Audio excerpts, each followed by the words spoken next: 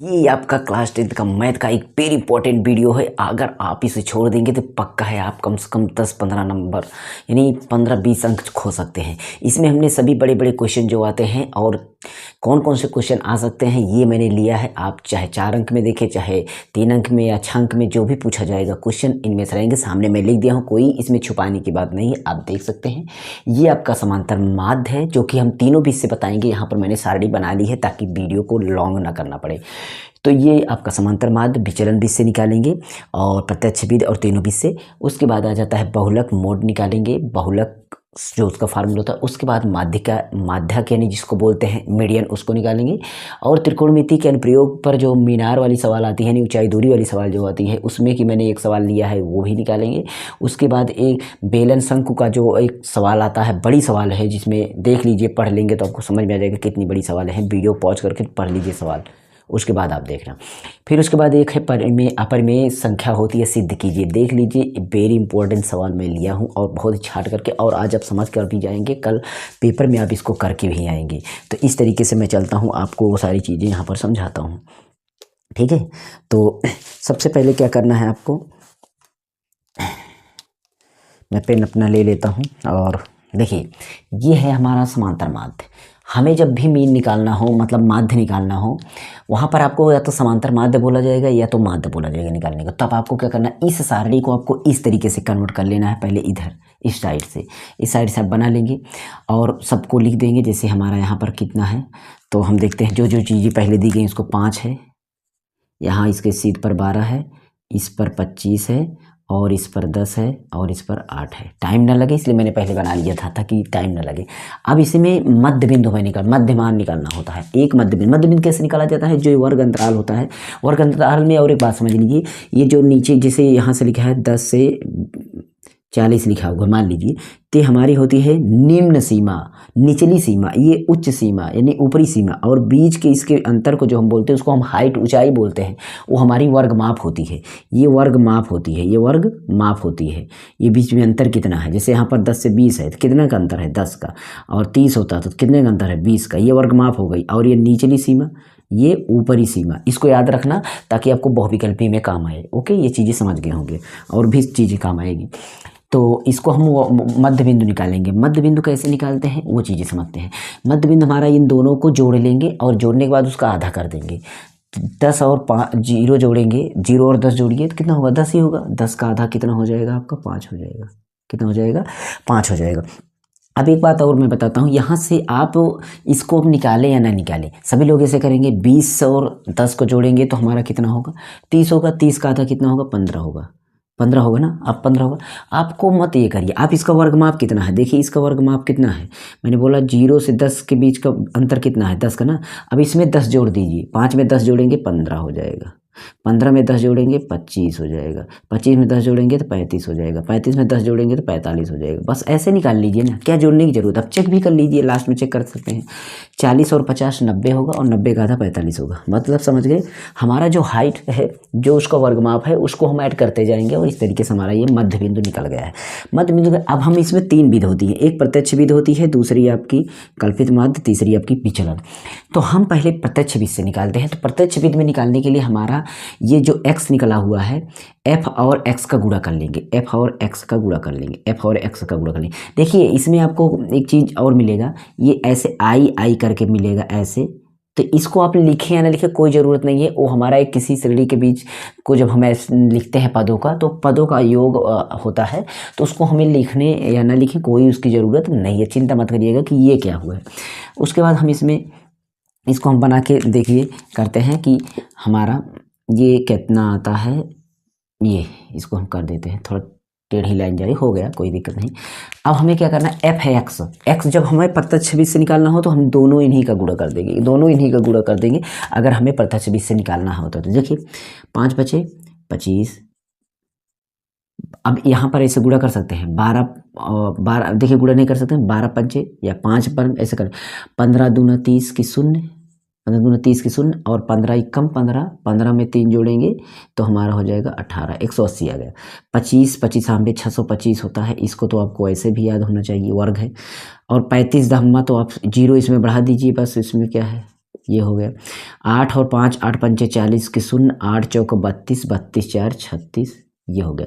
इसको जोड़ेंगे, हमेशा f को यहाँ पर जोड़ना पड़ेगा। पहले तो आप f यहाँ जोड़ लीजिएगा और जो गुणा किया जाए ना उसको जोड़ना पड़ेगा। इसको अगर हम जोड़ते हैं ना तो इजी तरीके से जोड़ सकते हैं, चाहे तो आप जोड़ लीजिएगा आराम से, और बाकी आप वैसे भी जोड़ सकते हैं। देखिए चाहे तो आप इस तरीके से, देखिए इकाई इकाई जोड़ लीजिए, 5 5 10 5 आया। फिर यहाँ पर सॉरी 5 5 10 हुआ था, भूल से लिख दिए। 5 5 10 की शून्य हो गया ना, लिख नहीं रहा है क्यों।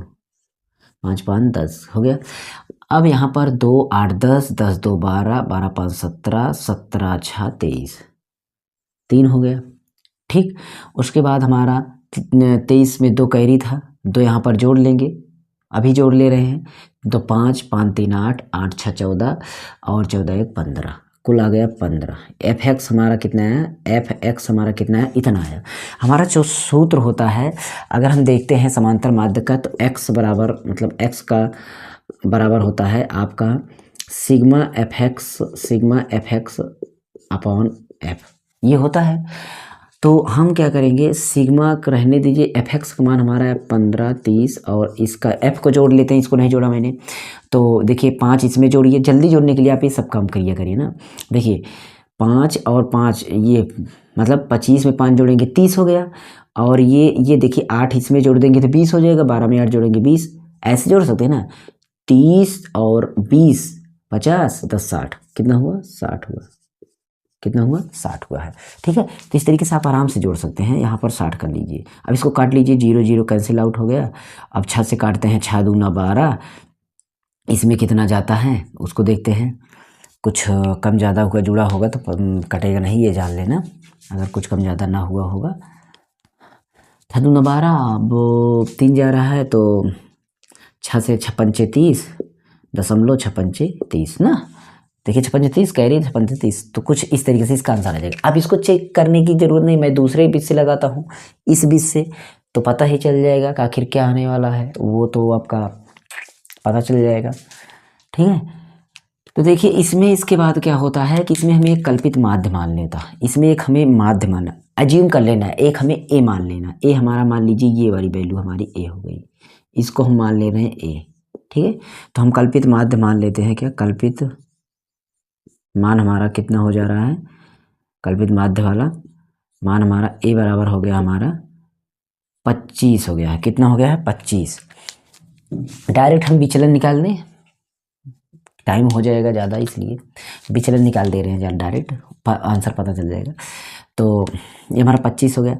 अब हमें क्या निकालना होता है, हमें क्या निकालना होता है, हमें u निकालना होता है, हमें u निकालना होता है। हमें क्या निकालना होता है, u कैसे निकाला जाएगा। देखिए इसके पहले अगर हम देखते हैं तो हमारा जैसे u i इस तरीके से चीज़ें निकालना होता है ना, तो वो चीज़ें हम यहाँ पर कर रहे हैं, u निकाल रहे हैं। क्या निकाल रहे हैं, u बराबर हमारा क्या निकल के, इसमें i लगा देंगे वैसे, u बराबर क्या, एक्स आई माइनस ए अपान एच कर देंगे, ये हमारा u निकल जाया करेगा, ये हमारा u निकल जाया करेगा। ठीक, यहाँ से देखिए इसको हम कैसे निकाला, हमने यहाँ से ये जो वैल्यू माने हैं इसमें से इसको बार बार इसमें घटाएं। देखिए 25 को हम 5 में घटाएं तो 5 में कहाँ घटेगा, लेकिन 25, देखिए आप इस तरीके से करेंगे, 5 माइनस 25 बटा h क्या है, h हमारा मैंने बोला इसके बीच का जो मैंने वर्ग माप लिया था, वो मतलब वर्ग माप कितना था 10, ये इस तरीके से यही चीज़ हुआ था। तो इस तरीके से चीज़ों को हमें निकालना है। तो हम इसका निकालेंगे तो 25 में से 5 में से 25 जाएगा नहीं, तो 25 में से 5 जाएगा ना, तो कितना आएगा 20, 20 को 10 काटेंगे तो, और 20 किस में हो जाएगा, माइनस में। तो इस 3 चीज़ों को समझ सकते हैं, मैं डायरेक्ट बता रहा हूँ समझाने के लिए। 5 को 25 में घटाएंगे तो नहीं घटेगा, उल्टा जब घट रहा है, यानी 5 में 25 घट रहा है, नहीं 25 में 5 घट रहा है ना, उल्टा घट रहा है। तो ये चीज़ें कहना, ऊपर माइनस में लिखना, नीचे प्लस में लिखना, जब तक 0 ना आ जाए वैसे भी कर देना। तो 25 और 5 का डिफरेंस कितना हो गया, 20 का, और किस में बचेगा, ये वाला, कौन ज़्यादा वैल्यू है, ये वाला ना। और इसको हम 2 से काटेंगे तो कितना आ जाएगा, उसको देखेंगे तो वो हमारा आ जाएगा 10। समझ में आई कैसे, जब 25 और 5 घटाएंगे तो 20 आएगा, 20 को हम उसके वर्गमाप से काट देंगे तो 10 दूना 20, 10 दूना 20, 2 आ जाएगा, कितना आ जाएगा 2, ये आ जाएगा 2। बस इतना ही काम था, इतना ही हमारा काम था। और अगली विधि, इसके पहले वाली जो विधि होती है उसमें हमें एच से डिवाइड नहीं करना होता है। किसमें? कल्पित वाले में। विचलन हम डायरेक्ट निकाल रहे हैं। अब इसी तरीके से इसमें करें 25 और 15 का डिफरेंस हमारा कितना आएगा? तो जैसे बात है कि हमारा 10 आएगा, 10 से काटेंगे तो -1 आएगा। कितना आएगा? -1 आएगा। 1 आ गया। अब 25 में से डिफरेंस कितना आएगा? 0, और 0 को हम काट नहीं सकते हैं। उसके बाद हम देखते हैं, अब इसमें वैसे भी अंतर देख लीजिए, 2 में से हमने जोड़ा, कितना अंतर है? 2 में हमने कितना जोड़ा, वही हमारा वैल्यू इसमें ऐड होता चला जाएगा। चाहेंगे तो 2 से 1 ज़्यादा, मतलब 1 और इधर ज़्यादा होता जा रहा है। तो चलिए मैं ऐसे कर लेते हैं, 25 और 30 का डिफरेंस अब सीधा, अब 25 जो है 30 में घट जाएगा, तो हमारा आ जाएगा कितना? 25 हम जैसे घटाएंगे तो हमारा 10 आएगा, और 10 का 1 आएगा, 1 आएगा, फिर इसी तरीके 2 आएगा। मतलब इधर प्लस होता है, इधर माइनस होता है। वैसे 0 के बाद हमारा एक तरफ प्लस माइनस ऐसे हो जाता है। तो चाहेंगे तो हमारा ये हमारा u निकल गया। अब हमारी वैल्यू अगला निकालना होता है fu। जैसे हम fx निकाले थे, x से गुणा किया था, अब fu निकालेंगे तो fu हो जाता है। कैसे? इसको देखते हैं। fu का गुणा हम निकालते हैं तो कितना आता है? देखिए, हमें इस गुणा कैसे, किसका, इसको तो हमने मान लिया कि ये उसका था, इसको आप छोड़ दीजिए, इसको आप छोड़ दीजिए, आप यहाँ से गुणा करिए। 5 से करिए, 5 दूना 10, किसे? 5 से करेंगे तो 5 दूना 10, x से इसमें करना है ना, कि इसमें से करना है। आपको यही चीज़ समझने वाली बात है कि आपको किस में से किससे गुणा करना है, यही चीज़ आपको समझने वाली बात है। हमेशा आपको f का गुणा करना है, यहाँ पर लिखा गया है, याद रखना। तो 5 से गुणा करेंगे, किस में? 5 से करेंगे, 2 में तो 5 दूना 10, और भी माइनस में 10। इसको हम पहले रेड से लिख देते हैं ताकि दिखे, -10। उसके बाद 12 का करेंगे, 1 में 12 एकम 12। उसके बाद 25 करेंगे तो 0। उसके बाद 10 करेंगे, 10 एकम 10। 8 का करेंगे, 8 दूनी 16। देखिए इधर प्लस वाला जोड़ लेते हैं, इधर माइनस वाला। 10 से 10 हमारा कैंसिल हो गया, क्योंकि ये 10 प्लस में, ये माइनस में तो घट गया, 10 में 0। ये 12 और 16 दोनों घटे तो बचे इसमें 4। कितना बचा इसमें? 4। तो हमारा कितना आ गया उत्तर? ये जोड़ने पर कितना आ गया? 4। FU कितना आ गया? 4 आ गया। तो हमारा जो अगला सूत्र होता है, इस तरीके का सूत्र होता है। इसमें बस इसमें क्या होता है, x बराबर हमारा जो कल्पित मान है वो, और FU, उसके बाद आपका यहाँ पर f होता ही है, फिर यहाँ पर गुणे h होता है। क्या होता है? गुणा h होता है। देखिए, अगर आपको तीनों विधियाँ आती हैं तो अच्छी बात है, लेकिन अगर जब तक वहाँ ना दिया जाए ना, तब तक आप जो विध मन कहे वो विध लगाना। कोई ज़रूरी ही नहीं है कि इसी विध से आप कोई मतलब उसको लगाएं, ये कोई ज़रूरी नहीं है, ठीक है। अब हम इसको चलते हैं, रखते हैं वैल्यू को। ए का मान हमारा ये 25 माने थे यहाँ पर, और प्लस FU का मान हमारा कितना है? 4 आया। f का हमारा मान कितना था? 60 था। गुणे h हमारा कितना है? 10 है। 10 से 60 को काट लेंगे, 10 छन 60, 6 हो गया। 6 से 2 से काट लेंगे, 2 दूना 4, 2 तीन 6, ये हो गया।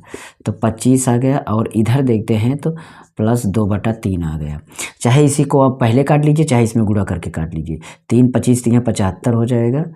25 3 75 + 2 और बटा 3, इसको अब कर लेंगे। 25 75 2 77 77/3। 3 से काटेंगे, 3 दूना 6, और इसमें जाएगा 1, 3 5 15 दशमलव, ये इसमें बचेगा 3 5 15, 2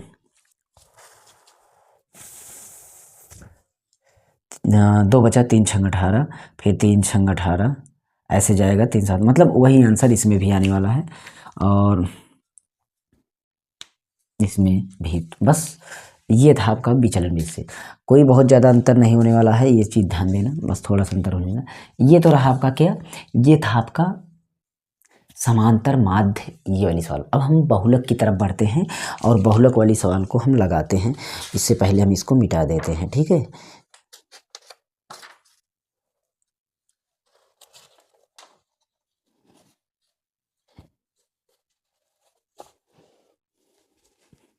मिटा देते हैं, कोई दिक्कत, स्क्रीनशॉट ले सकते हैं, ठीक है। ये यहाँ तक तो सारी बातें वही होनी है, तो इसलिए साड़ी को हम बहुत ज़्यादा मिटाएंगे नहीं, वहाँ तक ये मान हमारा चेंज ज़्यादा होने वाला नहीं है, क्योंकि देखिए सूत्र सभी में कन्फ्यूजन मत पालना, सूत्र अभी हम याद करा देंगे, सूत्र आप गड़बड़ मत बनाइएगा। ये चीज़ें डाटा हम मिटाना भूल गए, डाटा सभी में चेंज है, ठीक।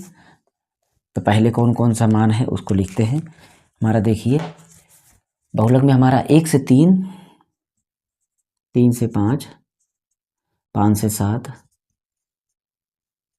और 7 से 9 और 9 से 11 ये था।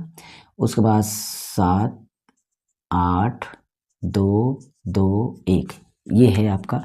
तो इसको आप इस तरीके से बनाए या ना बनाए, आप उसी तरीके से कर सकते हैं। इच्छा हो तो इस तरीके से भी कर सकते हैं, कोई इसमें आपको ज़रूरत नहीं है कि आप इसको इसी तरीके से बनाएं, मतलब इसमें आपको जरूरत, बस इसमें आपको एक काम है कि हमें वर्ग देखना है, कौन सा बारंबारता की बहुलक, बहुलक मतलब कौन सी वर्ग की बारंबारता अधिक है, किस वर्ग की बारंबारता अधिक है। तो यहाँ पर देखिए किसकी अधिक है, 7, 8, 2, तो यहाँ पर देख रहे हैं 8, 8 जो कि सबसे अधिक है, ठीक है, 8 हमारी सबसे अधिक है। तो यहाँ पर लिखेंगे 3 वर्ग, ऐसे लिखेंगे, देखिए मैं लिख देता हूँ, वर्ग 3 और 5 की बारंबारता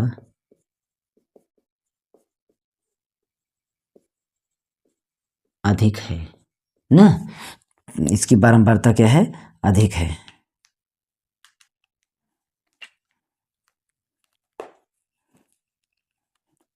थोड़ा टिप लगा रहे हैं, अधिक है। तो अतः बहुलक वर्ग 3, 5 होगा। बहुलक का वर्ग हमारा कौन सा होगा, 3, 5 होगा, ठीक है। हमारा बहुलक वर्ग जो होगा 3 से, मतलब बहुलक हमारा 3, 5 ही होगा। बहुलक वर्ग लिखें या ना लिखें कोई दिक्कत नहीं है, आप दोनों लिख सकते हैं, इसमें होगा। ये चीज़ तो हमें क्लियर। तो जब हम सारी चीज़ों को पा गए हैं तो हमारा सूत्र जो होगा, हमें सूत्र को कैसे कैसे क्या चीज़ें बनाना है ये चीज़ ध्यान देना है। तो देखिए आपको हम इसको सूत्र याद कराना बताते हैं कि सूत्र जो होता है, एक बात आप रखिए, पहले आपकी कोई भी चीज़ स्टार्ट करते हैं तो जैसे कि आप पहले पे होते हैं, फर्स्ट होते हैं ना, एक होते हैं, फर्स्ट पे होते हैं एक, ठीक है। मतलब हमें जो चीज़ आना चाहिए, हमारी जो ख्वाहिश होती है फर्स्ट पर आने की, एक की ख्वाहिश होती है, एक की होती है, ये बात याद है ना। तो हम क्या करते हैं, एक के पहले क्या आता है 0 और एक के बाद क्या आता है 2, ये चीज़ें तो आपको याद हो गई।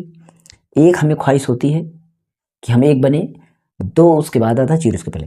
तो आपको ये चीज़ें ध्यान देना है, एक ये कि ये हमारा F1 हो जाएगा, ये F2 हो जाएगा, ये F0 हो जाएगा, इस क्रम को आप समझ लेंगे। और रही बात सूत्र बनाने की, तो सूत्र हम कैसे बना लेंगे, देखिए सूत्र में कोई दिक्कत नहीं, आपको क्या करना है, बस आपको बहुलक बराबर, आपको जो आपका इसमें हमने निचली सीमा बताया था, वर्ग हमारा ये L होता है और इसके बीच का L बराबर हमारा क्या होता है, निम्न सीमा, क्या होता है, निम्न सीमा। H हमारा होता है वर्ग माप, ये तो निम्न सीमा, यानी कि L हमारा जो है ना, इसको हम प्लस में करेंगे, इसको हमेशा प्लस करेंगे। और सूत्र कैसे होगा, देखिए F1, बार बार हमें क्या लिखना है, हमें F1 में देखिए घटाना हुआ तो 1 में ही तो 0 घटेगा, 0 में 1 थोड़ी घटेगा, तो F1 माइनस F0, सेम वही काम करना है आपको। तो F1 माइनस F0, आपने लिख दिया, ठीक, आपने F1 माइनस F0 आपने लिख दिया है। आपको यहाँ पर क्या करना है, 2 बढ़ाना है और यहाँ पर माइनस F2 और घटाना है और गुणे H लगा देना है। मतलब आपको कोई डिफिकल्टी हुई, F1 माइनस F0, F1 में 2 बढ़ाओ, माइनस F2 बढ़ाओ, 2 बढ़ाना है, 2 इधर इस तरह के, F2 बढ़ाना है, गुणे H लगाना है, ये सूत्र हो जाए। और F1 F2 ये हमने क्रम लिखा, कैसे समझते हैं, हमने ढूंढना था हमारा बहुलक वर्ग, हमारा मतलब कौन सा मिल रहा है, हमें वो चीज़ों को समझना होगा। तो हमने देखा, हमने बहुलक कौन सा बहुलक मिला, बहुलक बारंबारता किसकी ज़्यादा मिली, अधिक है, अधिक किसकी है 8, ये हमें f मिला। और जो मिला, जो ख्वाहिश रखते हैं, ख्वाहिश किसकी रखते हैं हमने 1 आने की, तो ये हो गया 1, ये हो गया 0, ये हो गया f2, क्रम से मैंने बैठाया ना, n 1 के पहले 0, 1 के बाद 2, तो ये हमने सारी चीज़ें मिल गई। बस हमें यही चीज़ें करना था। और वर्ग परिमाप, रही बात वर्ग माप, तो वर्ग माप अपने ये हो जाएगा आपका l, ये हो जाएगा आपका इसके बीच की गैपिंग h, ये वर्ग माप आप मिला है। चलिए हम रखते हैं सवाल को। तो देखिए l का मान हमारा कितना है 3, क्यों कि यहाँ पर हमारा जो वर्ग माप है, मैंने बोला वर्ग माप हमारा निचली सीमा, तो 3 प्लस ये f1 हमारा कितना है, f1 8 है, 8 माइनस f0 कितना है 7 है। फिर यहाँ से यही चीज़ इसमें 2 गुना कर देंगे, मतलब 2 से गुणा कर देंगे, माइनस f2 हमारा कितना है 2 है, और इसका गुणा h इसके बीच के डिफरेंस कितना है वर्ग माप सभी में देखते हैं, तो 2 है, कितना है 2 है। तो 3 का प्लस करेंगे और ये 8 में सीख जाएगा, 1 आएगा, यहाँ पर भी 8 दूना 16 हो जाएगा, माइनस 7 2 9 हो जाएगा, ये हो गया, और गुणा 2 हो गया। तो इस तरीके से बराबर 3 प्लस 1 हो जाएगा, और 16 में से 9 हम घटा लेंगे, तो 16 में से 9 घटाते हैं तो 15 आता है, सॉरी 7 आता है, और गुणा 2 आता है। तो अब ये हमारा घटेगा ना, मतलब कभी कभी क्या होता है ये कट जाता है, अगर आपका ना कटे ना तो आप इसमें गुणा कर लीजिए बस, मतलब 3 प्लस 2/7 हो जाएगा, ये हो गया। अब इसको आप 7 तरीके 21, 21 प्लस 2 कर दीजिए बटा 7, तो 21 2 आपका कितना हो जाएगा 23 हो जाएगा, 23/7 कर लेंगे, दशमलव काटते हैं, 7 तरीके 21, दशमलव लगा, 2 बचा तो हमारा 20 बनेगा, 7 दूनी 14, 7 तरीके 7 दूनी 14 जाएगा। फिर इसके बाद आप ऐसे ऐसे काटते जाएंगे, तो 9 7 9 63, तो ये आसपास आपका, ये आपका हो जाएगा क्या बहुलक, ये हमारा आंसर आ जाएगा। ठीक है, बस इतना ही था, इसमें कोई बहुत डिफिकल्ट होने वाला। देख लीजिए इसका सूत्र याद, एफ हमें ढूंढना, बारंबारता किसकी जोड़ना है, बारंबारता किसकी अधिक होती है, बहुलक की। तो बहुलक वाले कौन सूत्र है जिसमें अधिक से अधिक एफ नजर आए, अधिक से अधिक एफ नजर आए, अधिक से अधिक एफ, क्योंकि सूत्र आप कन्फ्यूजन हो जाएगा, माध्यक वाला माध्यिका वाला सूत्र इसमें लगा देंगे, ये कन्फ्यूजन मत बनाना। माध्यिका में आपको ध्यान देना है, उसमें हमें एन की जरूरत पड़ेगी, कितनी संख्या है उसके हिसाब से। चलिए भी माध्यिका आ जाता है, उसको भी बता देते हैं, तो ये आपका हो जाता है, इसको भी देख लीजिएगा। अब चलते हैं अगले सवाल पर।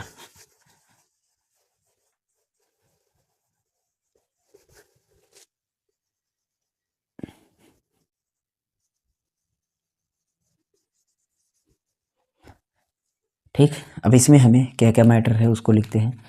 तो सबसे पहले 10 से 20 है, 10 से 25 है, 25 से 40 है,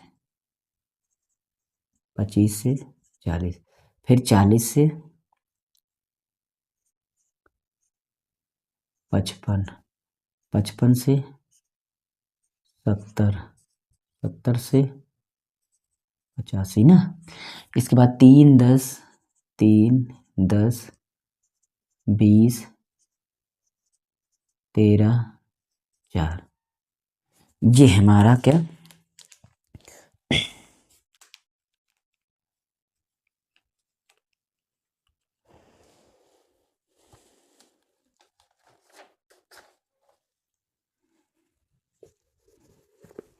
इसको, ये तो अब जान गए हैं, रहने दीजिए, भी काम पड़ जाएगा, तो रहने दीजिए। देखिए इसको करने के लिए आपको एफ तो है ही ना, एफ है ना, इसमें हमें संचयी बारंबारता निकालना होता है। अब दिमाग लगा दीजिए, संचयी बारंबारता, संचयी बारंबारता का मतलब हो जाता है सी एफ, सी एफ, ये एक काम और करना पड़ता है, यही आपको पड़ेगा। और ये काम कैसे होगा, एकदम ही जी, आपको क्या काम करना है, ये 3 पहले जो है इसको लिख दिए, अब 3 और 10 को, मतलब इस 3 में 10 को, पहले 3 में कुछ नहीं जोड़ने को था, 3 लिखा, इस 3 में 10 को जोड़ो तो 13 हो जाएगा, 13 में 20 को जोड़ो तो 33 हो जाएगा, 33 में 13 को जोड़ो तो 46 हो जाएगा, 46 में 4 को जोड़ो तो 50 हो जाएगा। तो इस तरीके से हमारा क्या निकल के आया 50 टोटल, यानी n बराबर हमारा क्या निकल के आया 50। 50 जो है कि सम है, क्या है सम है, ओड है, ओ सॉरी इवन है। और इस तरीके से हमें ये जो n निकलता है ना, हमें जो ये n निकलता है, हम इसको इस तरीके से लिख सकते हैं, इसका रूप होता है n/2, n/2 मतलब हमारा 50/2, 50/2 मतलब 25, कितना है हमारा 25 आया, क्या आया 25, ये हमारा 25 आया। और इसी के हिसाब से हम चलेंगे, इसी के हिसाब से 25 संचयी बारंबारता देखेंगे कि 25 जो 25 है, 25 संचयी बारंबारता, 25 संचयी बारंबारता देखिए क्या ढूंढ रहे हैं, यही चीज़ पढ़ना लिखना भी है इसको। 25 संचयी बारंबारता आपको किस में आ रहा है? 25 पर मतलब 33 वर्ग, मतलब 25 पर संचय बारंबारता 33 में शामिल है, में शामिल है, में शामिल है। किस में शामिल है? 33 में शामिल है, क्योंकि 25 देखिए 3 में नहीं आएगा, 13 में नहीं आएगा, 33 में आ जाएगा, तो ऐसे आ जाएगा। तो ये हमारा शामिल है। तो माध्यक वर्ग कौन सा हो जाएगा? तो माध्यक वर्ग, तो माध्यक वर्ग, इसलिए माध्यक वर्ग, माध्यक, माध्यक वर्ग, वर्ग इसका माध्यक वर्ग मतलब 33 में आ रहा है तो इसका माध्यक वर्ग हमारा 40 से 55, 40 से 55 होगा। कितना होगा? 40 से 55 होगा। माध्यक वर्ग हमारा 40 से 55 हो गया। ये चीज़ हो गया ना। अब देखेंगे इस हिसाब से, अतः एल बराबर हमारा निम्न सीमा 40 हो जाएगा। और अगर हम देखेंगे इसके बाद हमारा मतलब जो हमारा 40 है तो एल तो हमारा 40 निकल गया। उसके बाद हमारा जो बारंबारता इसकी कितनी है? 20 है, यानी एफ हमारा कितना है? 20 है। सी एफ कौन माना जाएगा? ये चीज़ ध्यान देने वाली बात है। सी एफ आपका कितना माना जाएगा? हमें यही चीज़ समझना होता है और ये आपको बहुत ही अच्छी तरीके से समझना है। सी एफ कौन माना जाता है? आपने इसको ढूंढा, आपका ये मान निकला था, देखिए 33 में निकला था। किस में निकला? 33 में शामिल था। तो 33 के ऊपर वाला सी एफ मान लिया जाता है, यही हमारा सी एफ माना जाता है। तो ये हमारा हो गया कितना? 33। यही मान आपको दिमाग से, मतलब हमने क्या किया, पहले देखा कि ये जो इसको हमने n/2 किया वो किस में पड़ा, उसको देखिए, उसी के ऊपर वाला हम मान लेंगे सी एफ कि मतलब संचयी बारंबारता के पहले वाली पद, संचयी बारंबारता जो निकल रहा है, जिसमें वो हमारा निकल रहा है माध्यिका, उसके पहले की। ठीक है, तो इस तरीके से हमारा ये 33 ये सी एफ हो गया। और रही बात इसके एच की मान निकालते हैं तो एच हमारा कितना निकल के आता है? बीच का डिफरेंस, बीच का डिफरेंस देखते हैं। 55 से 70, 10 से 25, कितने का अंतर है? तो 15 का अंतर है, 15 हो गया। और ये तो हमारा हो गया सारा चीज़। अब हम सूत्र लिखना सिखाते हैं। सूत्र कैसे लिखा जाएगा? देखिए, माध्यक बराबर, माध्यक या माध्यिका चाहे जो भी इसका नाम दें, तो ये हमारा एल बराबर, उसमें भी एल होता था, इसमें भी एल है, प्लस इसमें भी होता प्लस। ब्रैकेट में यही दिक्कत है, ब्रैकेट में आपको जो n/2 था ये वाला यहाँ पर रखना है।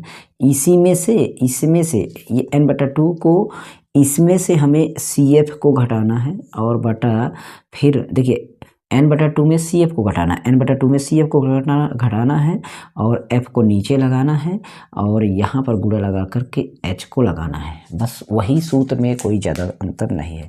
देखिए एल का मान हमारा 40 प्लस n/2 का मान हमारा 25 माइनस सी एफ का मान हमारा कितना है?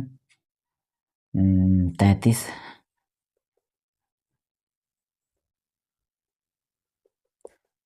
सी एफ हमने कितना दिया? सॉरी यहाँ पर 13 था, 13। और एफ का मान हमारा कितना निकला है? 20। और एच का मान हमारा कितना निकला है? 15।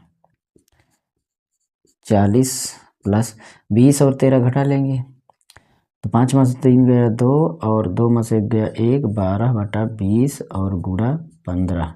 इसको हम काट सकते हैं,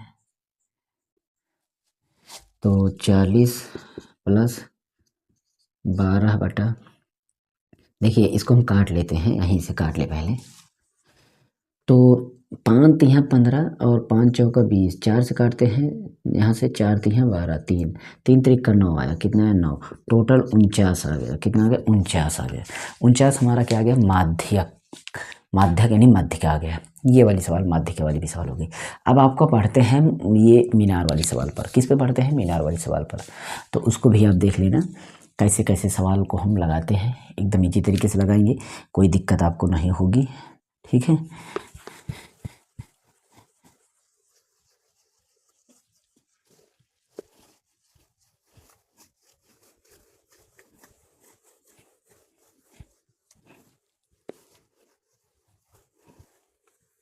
भवन के शिखर से एक टावर के शिखर का उन्नयन कोण। यहाँ पर सारी पॉइंटों को आप देखते जाइए कि क्या है। एक 7 मीटर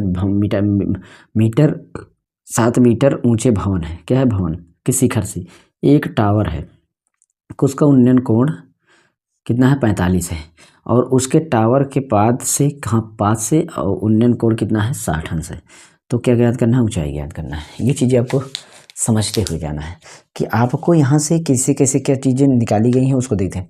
तो देखिए ये सारी चीज़ें हम लिख सकते हैं कि हमारा, जैसे कि अगर हम चित्र बनाते हैं तो चित्र आपको बनाने के लिए क्या काम करना पड़ेगा? सबसे पहले काम क्या करना है? एक तरफ आपको मीनार बना लेना है और एक तरफ आपको भवन बना लेना है। मान के चलिए ये भवन है और ये आपकी मीनार है, ठीक है। ये भवन और ये मीनार, इस तरीके से ए भी हमारी भवन हो गई और इस तरीके से हमारा सी डी हमारा क्या हो गया? मीनार हो गई। ये तो हम ये सारी चीज़ें मान लेंगे कि माना ए बी भवन तथा सी डी मीनार है। सी डी मीनार है लिख सकते हैं, या मतलब इसको आप आगे इसका मतलब इसको भी अगर कुछ मान रहे हैं तो वो भी लिख सकते हैं कि मीनार क्या है? मीनार नहीं, टावर है। यहाँ पर टावर है, सी डी टावर है, ये हो गया, ठीक है। अब यहाँ से तो पक्का है कि ये ज़मीन पर होगी, पाद बिंदु होगा ज़रूर। और इसके लेवल से ध्यान दीजिएगा, इसके लेवल से ये भी, क्योंकि जहाँ जो भवन होगा ना वो मीनार वहाँ तक, ऐसा नहीं है कि मीनार बड़ी है तो भवन उसके थोड़ा बहुत तो होगा। अगर भवन को उस मीनार के करीब सटा दिया जाए तो कुछ न कुछ ऊंचाई तो लेगा ना, तो वो तो माप पता ही हो जाएगी। और ऊंचाई दी गई है ना, मीनार की ऊंचाई मीटर देखिए, भवन की ऊंचाई दी गई, ये कितना है? ये 7 मीटर यहाँ पर दिया गया है, 7 मीटर मतलब इधर भी हमें पता चल रहा है कि 7 मीटर ये हो जाएगा, ये 7 मीटर हो जाएगा। कहाँ तक? यहाँ तक, इस बिंदु तक हमारा हो जाएगा। इस बिंदु का नाम हम ई रख देते हैं। यहाँ तक हमारा 7 मीटर ये हो जाएगा, जितना इधर उतना इधर हो जाएगा, ये चीज़ पता है, ठीक है। अब हमें ये चीज़ आपको पता होना चाहिए कि जैसे मान लीजिए, ये मान लेते हैं कि हमारी यहाँ जो ऊंचाई है, ये वाली ऊंचाई हम इसको h मान लेते हैं। इसको हम क्या मान लेते हैं? h, कि ये कितनी ऊंचाई है? h पे है। और कोण जो यहाँ पर दिखा रहा है कि 7 मीटर में एक टावर के शिखर का उन्नयन कोण 45 है। पहले देखिए कहाँ से? भवन के शिखर से, भवन के शिखर पे जाइए, ये गए मैंने, भवन के शिखर से टावर के शिखर का यहाँ से यहाँ तक का ये वाला कोण, ये कितना है? 45 बोल रहा है। कितना है? 45 अंश है। फिर बोल रहा है जबकि उसके पाद से, तो किसके पाद से? उसी के भवन के शिखर से, तो भवन के पाद से, भवन के पाद पे आ गए से टावर के शिखर का उन्नयन कोण 60 है। मतलब ये वाला हमारा कितना है? ये हमारा 60 है। ये हमारा कितना है? 60 अंश है। बात समझ में आई? तो ये दो कोण है, ये दो कोण है। और चाहे तो इसको, ये वाली दूरी हमारी x मान लेते हैं, ये वाली दूरी x मान, अगर यहाँ जितना दूरी इधर भी है उतना दूरी तो वो भी रहेगा, तो इस बीच की दूरी हमारी x, इसको हम मान लेते हैं, ठीक है। बस इतना हमने मान लिया, हमें कुछ नहीं करना है। आप कैसे कैसे निकालना है, क्या काम करना होता है, आपको मैं आसान तरीके से बताता हूँ। पहले ये सबसे लिख दिए कि ए बी बराबर हमारा, ए बी बराबर 7 मीटर। तो इस तरीके से हम देखते हैं सी डी के किन किन भागों में बटा हुआ है उसको लिख देते हैं। सी डी हमारा सी ई और डी ई में है, सी ई और प्लस डी ई में है, इन दोनों में है। जो कि हम देखते हैं कि डी ई बराबर ए बी, डी ई बराबर ए बी बराबर 7 सेमी, मतलब वो भी बराबर है, इसके बराबर है। उसके बाद अगर हम चलते हैं तो यहाँ पर सी ई बराबर एच है, ये है, इतना चीज़ हमने माना है। उसी तरीके से ए ई बराबर बी डी, ए ई बराबर बी डी, ए ई और बी डी, देखिए ए ई और बी डी बराबर है, इक्वल है, और दोनों कितना है? x metre. ये चीज़ें हमने माना है। और कोण बनने वाले जो हमारे, कहने का मतलब जो बीच में बन रहे हैं कोण, वो चीज़ें हमारा 40-60 है। तो अब हम क्या करते हैं? हम त्रिभुज को मानते हैं। देखिए 2 त्रिभुज बन रहे हैं इसमें, देखिए एक त्रिभुज आपका ये, इसको मैं ढक लेता हूँ तो एक त्रिभुज ये बन रहा है, और इसको ढक लेता हूँ तो एक त्रिभुज ये बन रहा है। हमें कैसे नहीं, देखिए जैसे ये त्रिभुज बन रहा है ना, जिसमें पहले ये वाला साफ त्रिभुज निकला है वही त्रिभुज को निकालेंगे। जैसे अब इसमें हम ऐसे खींच दिए तो ये वाली देखिए इसमें रेखा क्या हुई, ये वाली रेखा टूट गई ना, यहाँ से यहाँ फिर यहाँ से यहाँ टूट गई ना। तो जो टूटी फूटी त्रिभुज हो ना उसको बाद में निकालिए तो ज़्यादा सही रहेगा। पहले आप गैर टूटी वाली भुज, जैसे इसमें देखिए, अब इसको अगर हम इसमें देखिए अगर हम इसको निकालते हैं तो इसमें हमारी ये रेखा टूट गई है यहाँ से यहाँ तक, यहाँ से यहाँ तक। लेकिन अगर हम इसको निकालते तो इसमें देखिए ये रेखा पूर्ण, ये रेखा पूर्ण, ये रेखा पूर्ण, तीनों रेखाएं पूरी हो जिसमें टूटी फूटी न भुजा हो उसको पहले निकाल लें जिसमें टूटी फूटी ना हो। तो हम देखते हैं तो ये 45 में नहीं टूटी। देखिए ये वाली रेखा पूरी, ये वाली रेखा भी पूरी और ये वाली भी रेखा यहाँ तक पूरी है। तो हम लिखेंगे, हम त्रिभुज लिखेंगे, त्रिभुज ACE, त्रिभुज ACE में समकोण त्रिभुज ले देंगे आप। त्रिभुज ACE में ऐसे लिख सकते हैं समकोण त्रिभुज, ठीक है। तो इसमें हमें क्या क्या चीज़ें मिल रही हैं उसको देखते हैं। तो हमें देखिए tan निकालना है, सभी में अधिकतर tan निकालना होगा क्योंकि जो पहले लंब रहेगा आधार रहेगा तो tan ही निकालना। अगर इधर वाली भुजा है तो साइन निकालना, इधर वाली भुजा काम रहे तो tan थीटा बराबर क्या बनेगा, तो लंब बटा आधार, पहले खड़े रहो फिर गिर पड़ो, मतलब पहले खड़े लंब, पहले खड़ी वाली भुजा फिर गिरी वाली भुजा, पहले खड़े रहो फिर गिर पड़ो, पहले खड़े रहो फिर गिर पड़ो। तो ये वाली पहले तो CE बटा AE ये हुआ। थीटा का मान हम रख देते हैं tan 45 बराबर CE का मान हमारा h और इसका मान हमारा x। तो 45 का मान हमारा 1 हो जाएगा, h/x हो जाएगा। और इस तरीके से अगर हम देखते हैं तो हमारा x यहाँ चला जाएगा तो x बराबर हमारा h हो जाएगा, x बराबर हमारा h। ये हम, और हमें निकालना क्या है, हमें निकालना है ऊंचाई, h को बचाना है। तो x बराबर h, जो बचाना हो इधर रख दीजिएगा, इधर दाहिने साइड और उसको इधर। तो हमें h, ये हो गया समीकरण 1, हमारा एक समीकरण हो गया। सेम इसी तरीके से हम देखेंगे अगले त्रिभुज में। अगले त्रिभुज में देखते हैं तो देखिए अब लिखेंगे समकोण त्रिभुज, यहाँ पर समकोण त्रिभुज लिख सकते हैं, समकोण त्रिभुज। अब अगला त्रिभुज कौन सा है, ये वाला त्रिभुज है, ये जिसमें कोण कौन सा 60 है ना, 30 में कोण दे।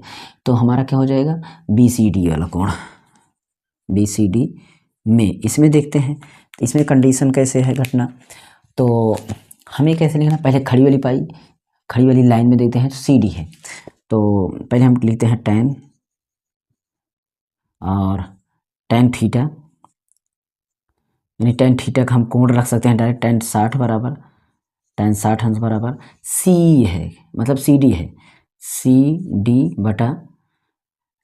बटा हमारा BD,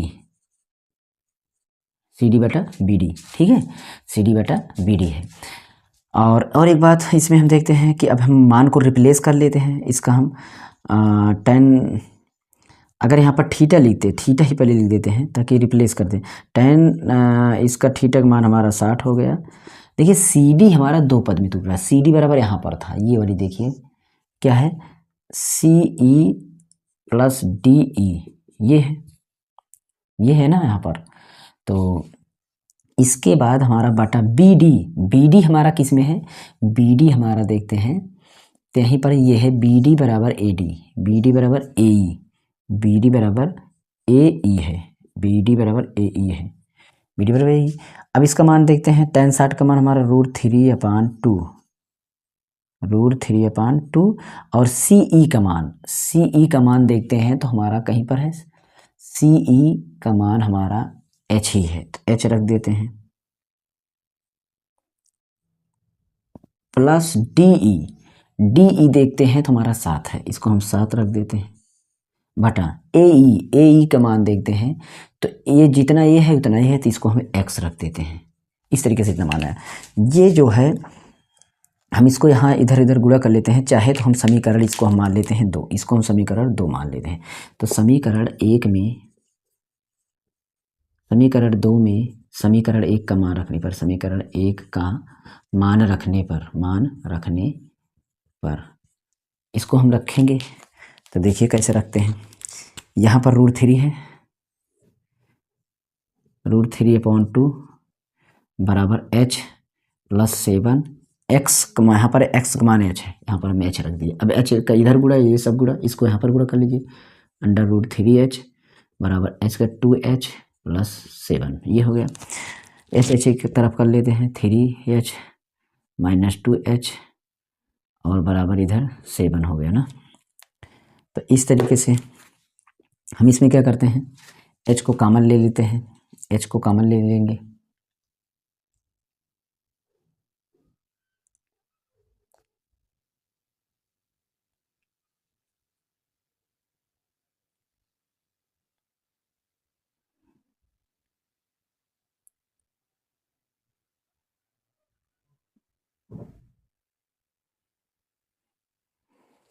तो h को हम इसमें, और इसमें एक सवाल और एक तरह से लग सकती थी, मतलब हम चाहते ना इसको पूरे को हम h मान लेते, पूरे को h मान लेते तो हमारा ये वाली ऊंचाई क्या हो जाती, h-7 हो जाती। आप इस तरीके से भी निकाल सकते हैं, इस तरीके से भी निकाल सकते हैं और उस तरीके से भी निकाल। इसमें क्या है कि अब जैसे √3 h इसमें हम बाहर करेंगे तो हमारा √3-2 आएगा, बराबर ये हमारा 7 है। तो h अब ये हमारा जाएगा इधर, तो h बराबर क्या हो जाएगा 7/√3-2। इसमें हमारा परिमेयीकरण होगा √3 + 2/√3 + 2। तो इस तरीके से हमारा ये हमारा 7/√3 + 2 और बटा में ये हमारा हो जाएगा 3-4। तो इस तरीके से 7/√3 और +2 ये हो जाएगा, क्योंकि 3 और 4 का अंतर 1 हो जाएगा। अब हमारा ये जो मान आएगा इसका हमारा दशमलव में जब हम गुणा कर लेंगे, दशमलव में गुणा कर लेंगे, ये तो हमारा क्या है, ये हमारा h है, क्या है हमारा h है, ये h है और इसको जोड़ देंगे, दोनों को जोड़ लेंगे तो हमारा CD निकल जाएगा। ये तो हमारी ऊंचाई निकल गई, h बराबर हमारा यहाँ निकल गया। लेकिन हमारी किसकी ऊंचाई निकालनी थी, हमें टावर की ऊंचाई। टावर की ऊंचाई क्या थी, टावर की ऊंचाई यहाँ पर माना टावर की ऊंचाई CD थी, तो CD बराबर हमारा क्या था, ये तो पता है कि CD बराबर हम 7 + 7 और √3 + 2 ये वाला, इसको जोड़ेंगे तो 7, ये 7 है। इस तरीके से रख देते हैं तो हमारा देखिए यहाँ पर क्या आ जाएगा मान, यहाँ पर h-7 आ जाएगा और बटा आपका x ही आएगा। ये आपका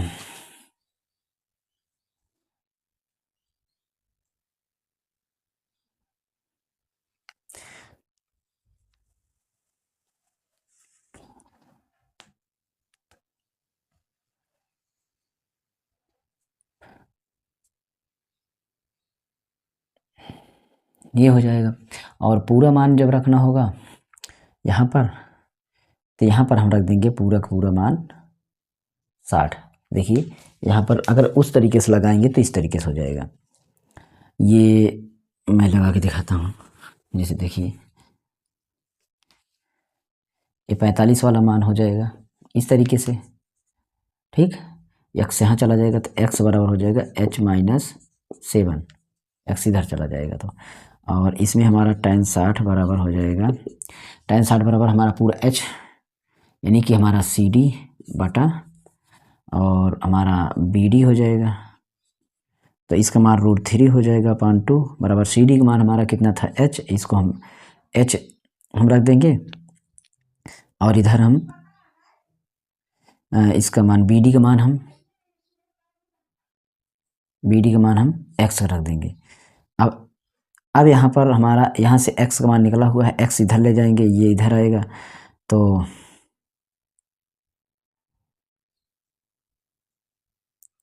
ये समीकरण 2 मान लीजिए, यहाँ मान लीजिए और फिर यहाँ के रख दीजिए, उसमें भी वही आएगा, इसमें भी और उसमें भी, दोनों में वही आएगा। बस यहाँ पर अब इस तरीके से हो जाएगा समीकरण 1 का मान 2 में रखने पर, इस तरीके से √3/2 बराबर h और ये x का मान हमारा h-7 हो जाएगा। इसको यहाँ पर गुणा करेंगे तो √3 और h-7 ये हो जाएगा और ये 2h हो जाएगा। फिर वहाँ से आप इस √3h माइनस √3 और 7 में गुणा करेंगे तो होगा नहीं, इसलिए आप 7√3 रहेगा बराबर 2h। अब 2h 3h वाला वही कहानी फिर से ये हो गया। फिर यहाँ से आपका h का मान होगा तो √3 - 2 और बराबर आपका 7√3। तो h बराबर हमारा क्या हो जाएगा, √3 मतलब 7√3 और अपान √3 - 2 ये हो जाएगा, ये ऊंचाई हो जाएगा, मतलब दशमलव में आप निकाल सकते। और इसमें भी वही काम है, तो दोनों में वही है। आपको इस तरीके सवाल बचता है बेलन वाली सवाल। हम बेलन वाली सवाल को बताते हैं ताकि आपको जल्द से जल्द चीज़ें समझ में आए, नहीं तो बहुत टाइम लग जाएगा। ये देख लेना, आप एक बार ट्राई कर लेना कैसे लगेगा।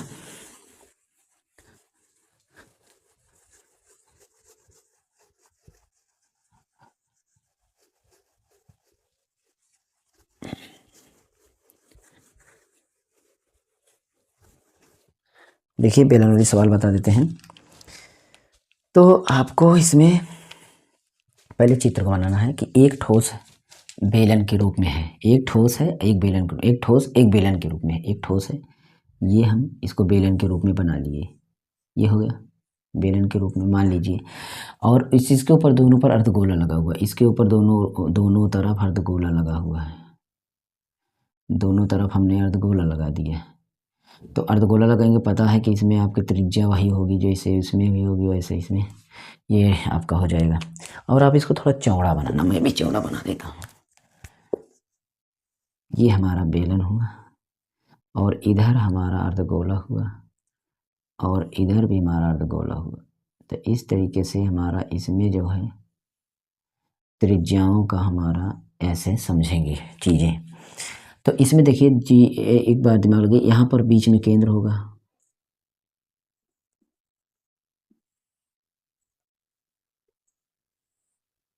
यहाँ पर बीच में केंद्र होगा। तो यहाँ से आपको एक बार दिमाग लगे, यहाँ से जितना यहाँ से यहाँ तक होगा उतना यहाँ से यहाँ भी होगा ना, यानी कि जितना आपका यहाँ से यहाँ तक होगा उतना यहाँ से यहाँ तक होगा। और ऊपर से आप देखेंगे तो ये आपकी पूरी की पूरी ऊंचाई या बेलन की कितना है, 7 मीटर, सॉरी, एक बेलन के रूप में है जिसके दोनों पर तो गोला लगा हुआ। ठोस की कुल ऊंचाई 19 है, ठोस की टोटल ऊंचाई 19 है, मतलब कुल ठोस की ऊंचाई कितना है, 19 है। अब ये बताइए 19 है तो ये इधर कितनी त्रिज्या है, अर्धगोला दिया है, अर्धगोले का व्यास जो है, बेलन का व्यास 7 है, ये बेलन है, ये बेलन हो जो है ना यहाँ तक 7 है, जितना इधर है ये 7 है, ये इतना 7 है, तो 7 इधर है, तो आपको जानना चाहिए कि 7 इधर भी होगा, इतना 7 ये भी होगा, इतनी ऊंचाई 7 ये भी होगी, तो इधर भी 7 तो इधर भी 7 होगा, इतना पक्का। तो ये 7 और 7 हमारा कितना हो जाएगा, 14 हो जाएगा। एक दो अर्धगोला मिला के एक गोला भी बन जाएगा, वैसे भी 14 हम क्या कर लेंगे, मतलब हम इसमें घटा लेंगे 19 में। तो यानी कि हम देखेंगे बेलन का, तो इस तरीके से दिया क्या गया है वो देखते हैं, दिया है पहले क्या क्या चीज़ें दिया गया है उसको देखते हैं। तो बेलन का व्यास, हमारा बेलन का व्यास, बेलन का व्यास हमारा कितना दिया गया है, बेलन का व्यास 7 दिया गया है, तो गड़बड़ हो गया। बेलन का व्यास 7 दिया गया था तो 30, ये 3.5 होना चाहिए, 3.5 होगा, 3.5 होगा, ठीक, 7 होगा। त्रिज्या फिर कितनी होगी, त्रिज्या हमारा क्या हो जाएगा, यानी आर, त्रिज्या बराबर, हमारा त्रिज्या को आर बोलते हैं, ये हो जाएगा 7/2, कहने का मतलब 3.5 ये हो जाएगा। और उसके बाद हमारा और चीज़ें देखते हैं, तो बेलन की ऊंचाई, बेलन की ऊंचाई देखते हैं तो कितना निकल के बेलन की ऊंचाई, बेलन की ऊंचाई देखिए कैसे निकलेगा। टोटल हमारा जो 19 में से है ये 3.5 इधर और -3.5 इधर, दोनों घट जाएंगे तो दोनों मिलाकर के हमारा 7 हो जाएगा, और 7 घटा लेंगे तो हमारा 12 आ जाएगा। कितना आ जाएगा, 12। तो इस तरीके से बेलन हमारा जो यहाँ से यहाँ तक हमारा कितना आ जाएगा, ये हमारा 12 आ जाएगा। टोटल कितना आ जाएगा, हमारा 12 निकल के आ जाएगा। तो अब हम ठोस का आयतन निकालेंगे, ठोस का आयतन, ठोस का आयतन, ठोस का आयतन मतलब आप समझ रहे हैं कि क्या क्या चीज़ें इसमें है। एक तो बेलन है, तो हम लिखेंगे बेलन का आयतन, बेलन का आयतन, ठीक। फिर प्लस दोनों अर्धगोले का आयतन, दोनों अर्धगोले का आयतन, ठीक। दोनों अर्धगोले इधर इधर दोनों को निकालेंगे आयतन। बेलन का आयतन का सूत्र हमारा जो होता है वो कितना होगा, तो वो हमारा πr² h होता है, प्लस 2 गोले हैं और एक गोले का हमारा क्या होता है, 2/3 πr3, ये होता है आपका एक गोले का। इस पर हम रखते हैं सवाल को। तो देखिए, देखते हैं तो पाई आर स्क्वायर दोनों का पाई वही है, आर भी वही है, क्योंकि दोनों का त्रिज्या सेम ही है। तो इसको हम चाहें तो हम पाई आर स्क्वायर बाहर रख सकते हैं, पाई आर स्क्वायर, लेकिन एच डिफरेंस है तो एच यहाँ बचेगा। और इधर आपका दो आपका बचेगा, तो दूना 4 चाहे तो कर लें, 2 दूना 4 इसको कर सकते हैं, क्योंकि अंश में ही गुणा होगा, तो 4/3 और ये आपका इतना हो जाएगा, आर बचेगा, एक आर बचेगा, 2 आर निकालिए तो 1 आर बचेगा। और इधर हम देखते हैं तो हम पाई का मान 22/7 और गुणा आर का मान हमारा वही कि 3 यानी कि 7/2 रख देंगे, 7/2 3 रख सकते हैं, 7/2 भी रख सकते हैं। ब्रैकेट में हमारा एच होगा, एच हमारा कितना है, वो भी किसका एच है, एच तो आप पता है बेलन का है, मतलब हमारा 12 हुआ, और प्लस 4/3 और गुणा हमारा 7/2 ये हुआ, इस तरीके से। तो यहाँ पर हम काट पीट सकते हैं, 7 से 7 कैंसिल कर सकते हैं, 2 2 तो ये हम 2 11 ये काट दिए, ये 2 नहीं कटा हुआ है, इसको रहने दीजिए, ठीक है। तो 11 7 77 हो गया, 77 ये हमारा 2 हो गया। और इधर आप देखते हैं तो कुछ कटा, 2 से कटा, 2 दूना 4 ये कट गया, और 7 दूनी 14, 12 + 14/3 ये हो गया। 3 12 3 92 आपका गुणा होगा 77, 12 3 36 और प्लस 14/3 ये हो गया 77/2 और गुणा 36 और 36 4 40 10 50 50/3 और इसके बीच में गुणा होगा, पता है कि 77/2 गुणा 50/3 काटेंगे कोई 42 इसके आसपास आ जाएगा। इसमें 2 चीज़ें निकालना है, एक तो आपका आयतन निकालना है, दूसरा आपका संपूर्ण पृष्ठीय क्षेत्रफल निकालना है, ठीक है। ये तो आपका आयतन का आंसर रहा, आयतन का आंसर इस तरीके से इतना आ जाएगा। लेकिन अगर संपूर्ण पृष्ठीय क्षेत्रफल की बात है तो आपका क्या निकल करके आएगा,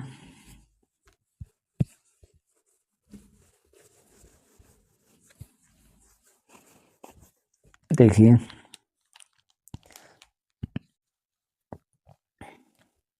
सबसे पहले इसमें संपूर्ण पृष्ठ में पहले बेलन का वक्र पृष्ठ 2πr/h होगा, पहले बेलन का हो जाएगा, बेलन का यहाँ पर क्या हो जाएगा, वक्र पृष्ठ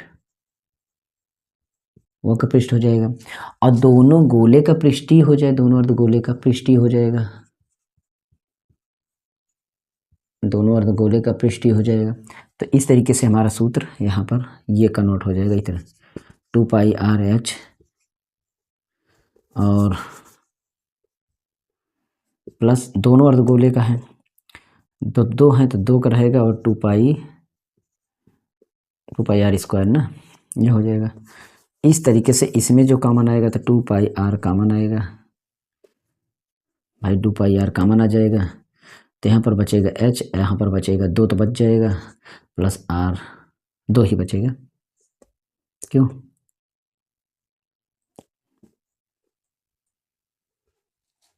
2 r हैं, 1 r बच जाएगा। अब 2 गुणे 22/7 और गुणा 7/2 और गुणा h हमारा वही 12 प्लस 2 गुणा 7/2 काट लेंगे, ये कट जाएगा, इससे काट लेंगे, ये कट जाएगा, इससे काट लेंगे, ये कट जाएगा, तो हमारा बचा क्या रहा है, 22 इधर बच रहा है, गुणा में इधर 2 ये कट गया है, 12 7 19 बचा, केवल 19 से गुणा कर देंगे, 19 दूना 38 की 8, 19 दूना 38 और 38 में हम 3 जोड़ देंगे तो हमारा 41 418 वर्ग सेमी, तो इस तरीके से ये आंसर आ जाएगा, ठीक। तो ये आपका सवाल था। अभी एक सवाल और बच रही है, 2√1 अपरिमेय संख्या है, तो इसको हम नहीं बता पाएंगे क्योंकि टाइम बहुत ज़्यादा हो गया। आप अब लगा लेना, फिर भी ये सवाल आएगी, अब ट्राई कर लेना, बहुत ही जरूरी, याद कर लेना, ना आए तो याद कर लेना। और मिलते हैं हम अगली किसी वीडियो में, तब तक के लिए आप चैनल बने रहिए। लास्ट पेपर था, अब इसके बाद कला का पेपर हम बताएंगे, चित्रकला कैसे बनाया जाएगा, वो सारी चीज़ें। और हमारी शॉर्ट वीडियोज़ में आपको ये पा सकते हैं और लॉन्ग वीडियो में आपको मिलेगा। वीडियो अगर अच्छा लगा हो तो लाइक शेयर कमेंट कर देना, वीडियो को रोक करके फिर से देख सकते हैं, बैक करके आप देख लेना, कोई दिक्कत हो तो कमेंट कर